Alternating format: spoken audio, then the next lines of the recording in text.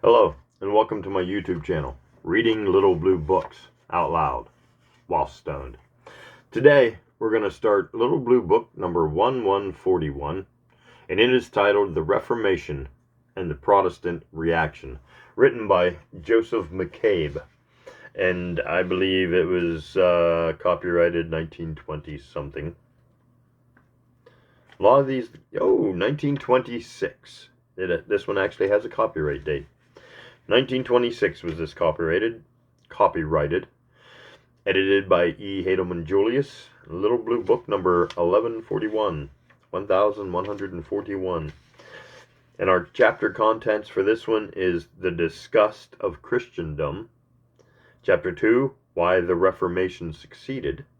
Chapter 3, Martin Luther. Chapter 4, The Catholic Reformation. And Chapter 5, Humanity Crucified for Christ. So, here we go. As you can see, this one is already fallen apart. The cover and back have already come off. I've read through it once. So, here we go. Chapter 1, The Disgust of Christendom. In the spring of the year 1415, a general council of the Church of Christ met at Constance to deliberate on the indecent spectacle presented by its popes and its clergy. This council represented all the chief monarchs and all the prelates of Europe. The ablest scholars and the most learned abbots assured it that its authority was higher than that of popes, and that it must and could put an end to the scandals with which made Christendom seem to the Mohammedans a religious masquerade. So the 29 cardinals, 33 archbishops, 300 bishops and abbots, and 100 grave doctors of law and divinity solemnly invoked the light of the Holy Ghost, disposed 2 anti-popes, branded Rome's rolling pope as the dregs of vice and a mirror of infamy, guilty of poisoning, murder, and persistent indulgence in vices of the flesh, and decided that the church must be reformed in head and members. They decided also, very emphatically, to suppress all heretics, and in this, at least, they set a good example by forthwith burning John Huss, who had the effrontery to wish to lead Christendom back to Christ. Yeah. They wanted to take Christendom back to Christ, so they burn him at the stake. There'll be none of that, for crying out loud. This was just 100 years before Father Tetzel roused the fateful ire of Father Luther by coming to sell indulgences in his district. A Reformation a century before Luther, and this conciliar movement, as it is called, this plan of making general councils of bishops higher than the popes, lasted quite a long time, and had the support of the finest scholars and prelates of Europe. Yet, curiously enough, neither the Catholic nor the Protestant writer presses the movement on your notice. The modern Catholic does not, because he has discovered 18 centuries after the death of Christ that the Pope is higher than a council, and the Protestant does not because, well, let me tell you a little more about this famous council at Constance. During the winter of 1414 to 1415, the Right Reverend and Very Reverend gentlemen were pouring over the Swiss mountains into the little city by the lake. They traveled not as Paul had done, but in all the comfort that the age afforded, swaddled in heavy furs, in their lumbering coaches, gay troops of horse protecting them from the ubiquitous robbers. Into the little town also poured streams of gay adventurers, entertainers, purveyors of all luxuries from the nearest cities of Germany, France, and Italy. And amongst these, the most reliable chroniclers of the time tell us, were 1,000 painted ladies, who came to alleviate the labors and soften the exile from their courts of the 400 prelates and abbots and their suits. You see how supple and accommodating the weapon in the hand of the apologist is, the writing of historical facts. Omit one little detail, the gathering of the geishas at Constance.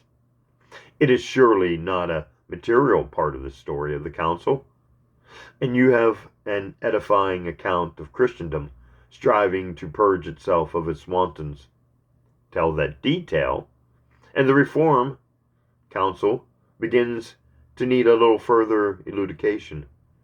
And when I add that the Emperor Sigismund, who sternly commanded this gathering to reform the church, was a flagrantly immoral and unscrupulous monarch, that the King of France was not a whit better, and, like the Emperor, was consulting with his own pocket, and that the King of Naples, the third chief monarch involved, was poisoned by the father of one of his many mistresses while the council was assembling, you begin to wonder whether that eccentric little man John Huss was not the only Christian amongst them. Certainly, as a body, those 400 prelates and abbots and their priests and monks retainers shuddered at the prospect of a return to Christ. A few years earlier, that mirror of infamy, Pope John the 23rd, had called a council in St. Peter's at Rome to reform the church. I have no doubt that the ex-brigand, as he was, opened the proceedings with quite a grave countenance. But an owl came out of a dark corner of the church and sat, blinking, right opposite the Pope. And he blushed as red as an Italian can blush, and closed the meeting. Roman wits, who thought the whole business a delicious comedy, said that he imagined himself confronting the Holy Ghost whom he had invoked. You see, I do not begin my little study of the Reformation with learned and profound reflections on the political, economic, psychoanalytic, and mystic conditions of the time. We shall see presently such as these as concern us, but much of this philosophy of history that is now written is merely proof of the author's ability to philosophize. As we shall in regard to the causes of the Renaissance, a good solid chunk of human truth is better to get one's teeth into. Pause for a drink. And the broad human truth here is that Europe was in a stupid and muddled condition of mind, because an unnatural creed had been forced upon it, and there could not be a sound general advance until an age of enlightenment removed the creed. The only question was whether the world would first give one more trial to the pure doctrine of Christianity, or entirely discard the creed and frame a human idealism. Was salvation to come by the Renaissance or the Reformation? In justice to our ancestors, we must avoid judging them by our modern standards. It occurred to nobody in those days to ask when, where, and by whom the Gospels were written, which was the first condition of escape from the Christian creed. To talk about the simple piety of our ancestors is bunk. They were duped so thoroughly and comprehensively that even a scholar did not think to ask those skeptical questions. Do not imagine that I am making bold statements which modern scholars would not sanction.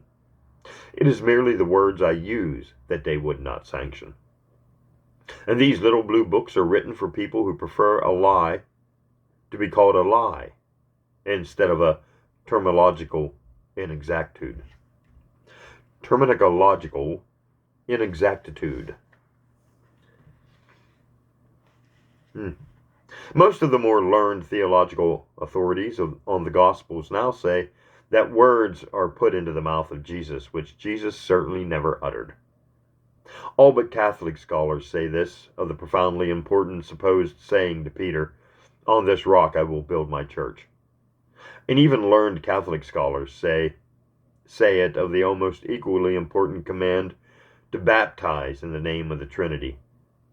Then attention was distracted from such weaknesses as the gospel narrative obviously has by the fabrication of a supernatural version of the triumph of Christianity.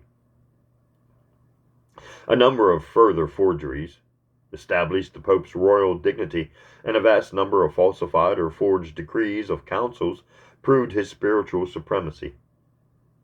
There had been, on the admission of all historians, 600 years of forgeries. The stark humanity of the Church was concealed under a purple and gold robe of supernatural favor.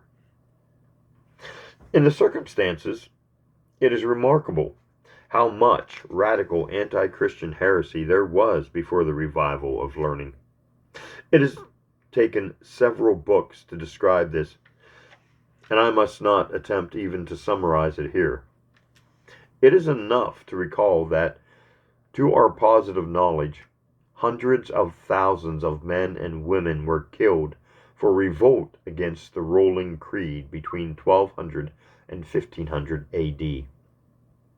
If we were to take the early Christians as a standard, say in the Diocletian persecution, when a few hundred suffered for the faith and a few million adjourned it, we should have to conclude that there was a colossal proportion of heresy in the Middle Ages.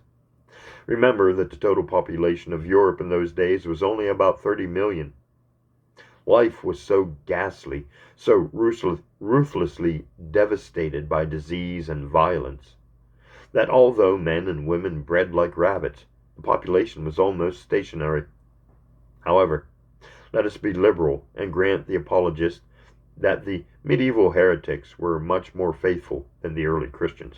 Or, if he prefers it, that the Christian Church was much more thorough in its bloody measures than the pagan authorities had been, so that we will not claim 1,000 heretics for every one that died. This revolt took two different lines. In part, it was a revolt against Christian doctrine. In part, it was a revolt against the Church's corruption of Christian doctrine. The Church's corruption, but in both cases, the mightiest element in the revolt was disgust of the state of Christendom. The corruption of the Church was the seed of heretics. Whether they said that the creed was wrong and unnatural, or that the creed was right, but corrupted, they united in pointing out that the actual state of the Church repelled people of delicate spiritual nostrils. Delicate spiritual nostrils. Couldn't stand to stink. Okay. The intellectual or doctrinal revolt was murdered. Churches are always sterner against intellectual vitality than erotic vitality. In practice, the Renaissance was not in the least a continuation of the earlier doctrinal rebellion. It was confined to the cultivated few. It was generally on good terms with the Church and as willing to burn incense to Jesus as to Apollo or any other form of thought. Where it was outspokenly anti-Christian, it was Greek, Platonist, or Epicurean, or Stoic. But in Greek literature were the germs of modern thought and the modern spirit. Hence, the relation of the Renaissance to the more dramatic revolt which we call the Reformation is profoundly interesting, and quite opposite opinions are expressed on it. The Reformation was in the direct line of moral revolts against the Church in the interest of pure Christianity. It continued, and it was greatly helped by, the revolts of the Wycliffes, Hussites, Christian Carthari, etc. It agreed with the humanists in the attack on scholastic theology and canon law, and the leading humanists agreed with the reformers in denouncing the corruption of the Church. Yet, although the effects of the Renaissance remained, the act of awakening is merely the first and temporary condition of the state of being awake. The reformers denounced the human, or, as they said, pagan spirit of it. which was the finest contribution to the new era. Did the Reformation do more harm than good? Did it postpone unnecessarily the development of the modern humanitarian, libertarian, and scientific spirit? Let us first set aside the claim of the modern Catholic that there was less to reform in the Church than is generally supposed, and that the machinery and desire of reform were in the Church, so that the revolution, as they call it, was unnecessary. On the former point, we have seen enough. The Church stank with corruption. The literature of the 15th century reeks with it, and the verdict of history is just as emphatic on the second point. When the Council of Constance closed its labors, it handed to the new Pope a long list of abuses and vices which he was to correct. He bowed humbly, and he dropped the schedule into the wastepaper basket at the Vatican as soon as he got there. Every one of his successors for the next century and a half absolutely rejected the world demand for reform. The popes and the curia of the papal court became more and more vicious, as we saw, and precisely when the demand for reform was loudest and most threatening in 1450 to 1530, the chair of Peter was occupied by entirely immoral and unscrupulous men. To the very end, the papacy bitterly resisted moral and financial reform, as we shall see. Well, says the Catholic, there were other ways. There was the intellectual vitality of the scholastic movement, which was captured and sterilized at once by the popes, and in the 16th century was the arch foe of intellectual progress. There were Francis of Assisi and Dominic and the friars, and the Franciscan friars, and all other monks were corrupt within 50 years of their foundation. Movements like that which Francis inaugurated were crushed by the popes all over Europe, and Francis himself would have suffered like the others if he had had any intellect. In short, the facts of history show that no reform was possible in the Church as long as Rome retained its power. This is the other side of the picture. Rationalists, noticing only that the Reformation interrupted the return to paganism, are apt to dismiss it with the contemptuous remark that it enthroned a book after dethroning the Pope. Protestants, who make a bogey of paganism and refuse to see that all that is best in modern times means a return to it, applaud the Reformation precisely because it put an end, they say, to the Renaissance. Against both, we might plead that it is misleading to talk of the collapse of the Renaissance. A birth or rebirth does not continue. It is the thing born or reborn which continues. And a very great deal that was reborn in the 15th century continued. The art movement was bound to end soon, as all great artistic periods do. The scientific movement, on the contrary, moved on, slowly but surely, to its triumph. The establishment of the schools of human letters was not undone. Still, there was a reaction, and we have to study carefully both the causes and consequences of the Reformation. To begin with, as I said, it is better to take a very broad view of the historical situation. There were three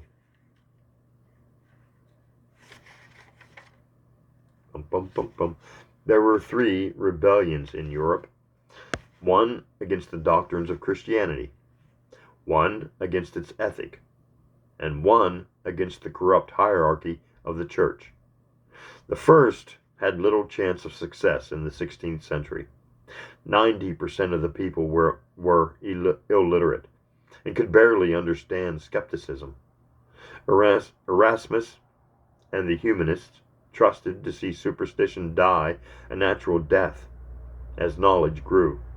But it is a very serious question whether, but for the Reformation, the papacy might not have, by some political chance, passed to a new Innocent III, and he could have crushed an intellectual revolt. The rebellion against the Christian ethic as such was comparatively small. The Luciferianist, or witch, movement was the chief expression of it. Apart from this were only a few neo-pagans. The truth is that the Christian ethic was not taken seriously enough to inspire a revolt.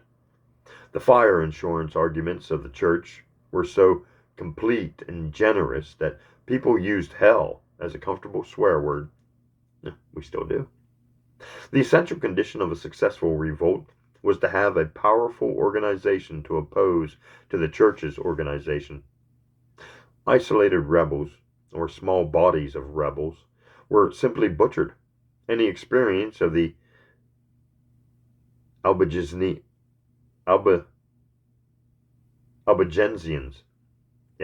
Albigensians and Waldensons showed that even a body of 500,000 or more members with their own fortified cities could not succeed. The Pope could loosen an avalanche of looters called crusaders upon the rebels. Even a relatively powerful state could be attacked by the Pope, arranging a coalition of other states against it. In other words, there could be no freedom of thought in Europe until the power of the popes was broken, and it could not be broken until the mass of the people and their rulers in several states already accepted the new ideas. And this in turn obviously means that the rebellion had to be based upon some serious practical grievance acutely felt and resented by both peoples and their rulers. The immorality of the clergy, or of popes, cardinals, bishops, priests, monks, and nuns, alone would never cause such a revolt. There were not enough people with sincere moral indignation. Disdain of the hypocrisy of the clergy was more commonly expressed in ribald songs and spicy stories which were themselves indecent.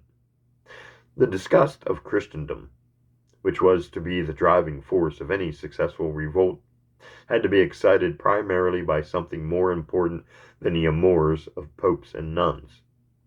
Fortunately, the popes were stupid enough to give the world this grievance just at the time when political conditions made a cooperative revolt possible, and a man of powerful personality appeared to incite it and lead it.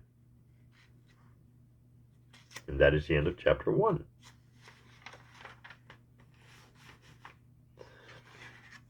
And let's pause there and let me get a little hydration.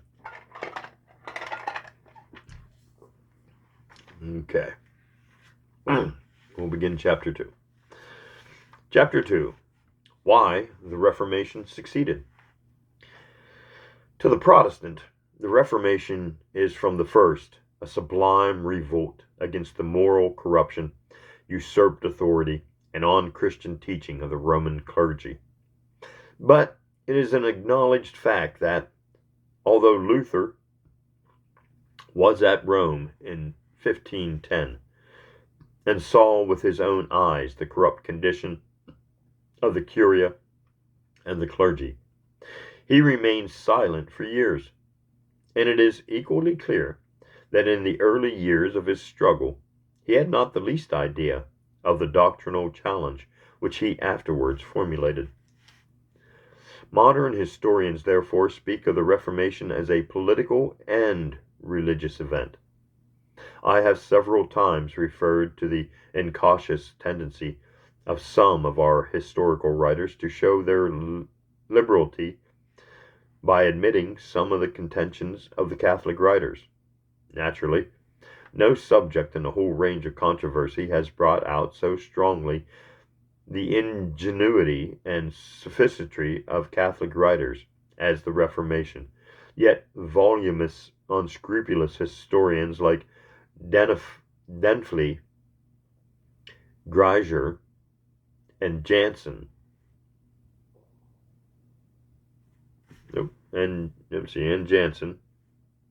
have not seriously modified the traditional view of the Reformation. American Catholics have not even ventured to translate Father Denfield's great work, though Father Greiser's work and the article on Luther in the Catholic Encyclopedia are largely based on it. Popular Catholic works on Luther and the Reformation are, as we shall see, so gross that Catholic scholars have to protest against them. The only use of the best of them is to correct the exaggeration of the religious elements of the Reformation, or the exclusion of any other elements by popular Protestant writers. A vast amount of melodramatic rubbish has been written on both sides, and after looking over the entire literature of the last 20 years, I cannot recommend any book. Professor Robinson's long article in the Encyclopedia Britannica is a fine and substantial analysis as far as it goes, and Professor Buchanan's recent Luther and the Reformation is a useful work on the narrow lines of a liberal theology. The truth is that the new fashion of speaking of the Reformation as a political and religious event is not quite accurate, and it presents a concession to Catholic literary intrigue. Catholics want the Reformation to be put on political grounds, but the grounds of the disgust of Christendom, which led to an examination of the Pope's authority and teaching, and thus brought about a doctrinal revolt, are not well described as political. In the main, they refer to two things: the papal claim of a right to interfere in the affairs of every kingdom in the world, and the appalling papal extortion and greed which grew vast sums of money out of every country to Italy. The grievances summarized under these heads united rulers and people, and a good many of the clergy, in a common hostile attitude toward the Roman Curia. They provided the first essential of a successful revolt. It was a religious revolt, but it started as a resentment of grievances which were not religious, yet are not aptly described as political.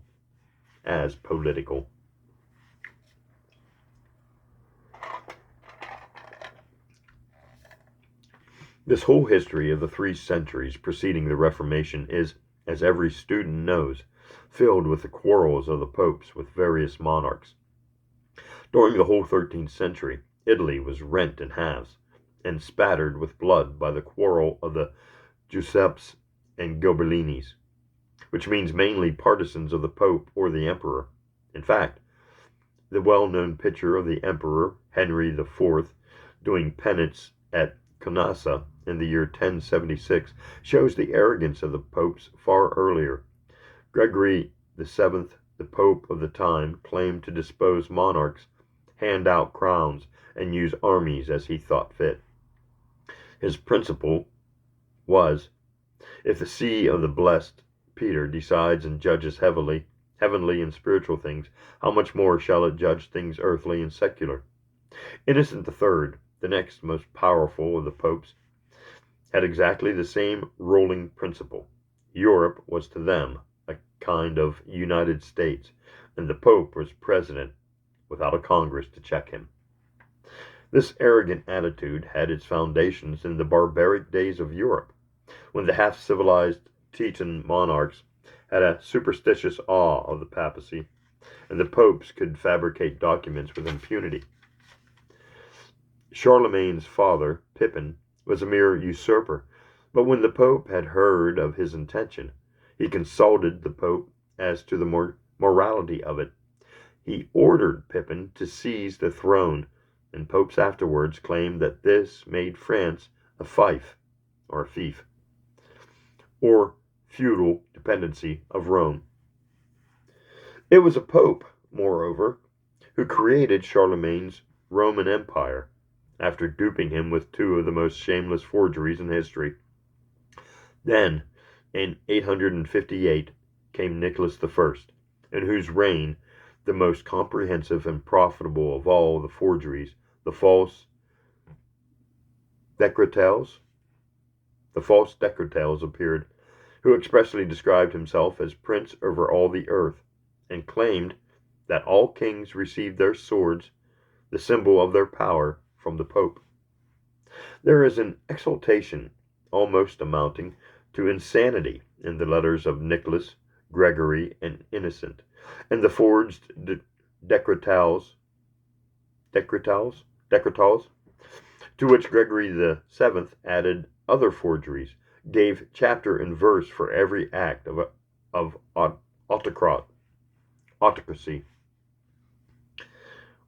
autocracy, whatever. But with all the superstition of Europe, the autocracy was fiercely resented. An archbishop of Cologne in the 9th century wrote as contemptuously as Luther would ever do about this papal emperor of all the world. And the emperor came to Rome to smoke the pope out of his palace, but the popes generally won. For the ignorant monarchs of the time had a terrible dread of hell opening Anthemus. Yeah, of hell opening Antithemus. Rome then passed into its 150 years of degradation, but the Puritan popes who followed fastened their chains upon Europe more firmly than ever. I have, in my Crises in the History of the Papacy, given a summary record of the acts of Nicholas, Gregory, and Innocent, and it is a record of the most insufferable interferences in secular matters.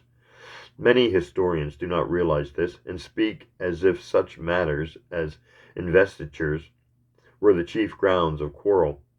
Bishops and archbishops were amongst the most powerful nobles of a king in the early Middle Ages, and the monarch naturally demanded a voice in their appointment. The popes just as naturally claimed the sole right to appoint or invest them. This led to a century of quarrels and ended in compromise.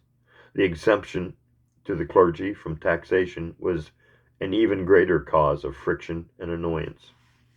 But it is quite a mistake to suppose that popes confined their interference to matters of this kind, in which they could make out at least a plausible cause.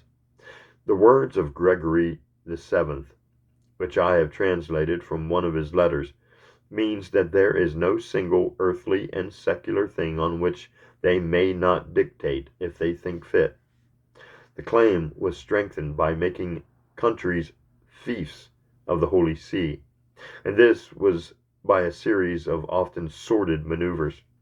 Pope Alexander II gave his blessing and a papal banner to William of Normandy when he made his quite unscrupulous raid on England, and this was later held to make England a feudal dependency of the papacy. Pope Innocent kindly undertook to the guardian of the boy Friedrich II for his simple-minded mother, and thus claimed Naples as a fief of the Holy See. On one pretext or other, most countries of Europe became papal fiefs, or subject to the Pope as feudal monarch, as well as spiritual head. The more religious the Pope, the more use he made, and often very unscrupulous use, of this power. Innocent III was a terrible offender, but I will give only one instance. He did not move a finger when King John of England murdered his nephew, and he complacently rid the king of his wife, and gave him a very light penance for his new amorous adventure. But he laid an